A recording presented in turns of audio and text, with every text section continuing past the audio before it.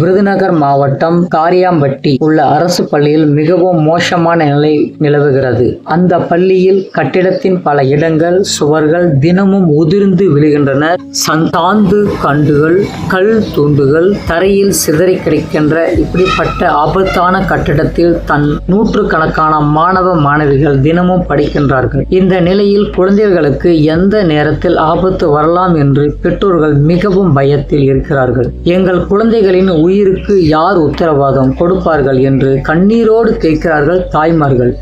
பள்ளி நிர்வாகத்திடமோ மாவட்ட அதிகாரியிடமும் எத்தனையோ முறையிட்டும் யாரும் கண்டு கொள்ளவே இல்லை. பழுதுபட்ட கட்டிடத்தை சரி செய்யவே புதுசா கட்டவோ எந்த நடவடிக்கையும் இல்லை.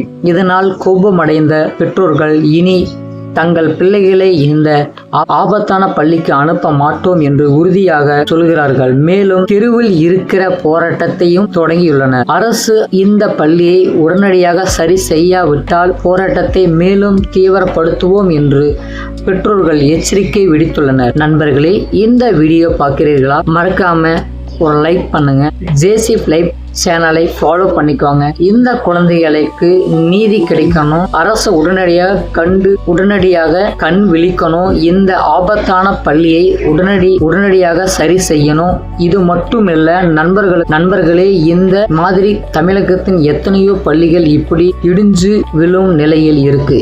இந்த குழந்தைகளுக்கு நாம் குரல் கொடுக்கலாம். நண்பர்களே, இந்த செய்தியை பத்தி உங்க தரப்பில் என்ன நினைக்கிறீங்களோ கீழே கமெண்ட்ல சொல்லுங்க. இந்த மாதிரி உண்மையான தமிழக செய்திகளை தினமும் பார்க்க ஜேசி லைவ் தமிழை இப்பவே சப்ஸ்கிரைப் பண்ணிக்கோங்க, ஃபாலோ பண்ணிக்கோங்க, லைக் பண்ணுங்க, ஷேர் பண்ணுங்க.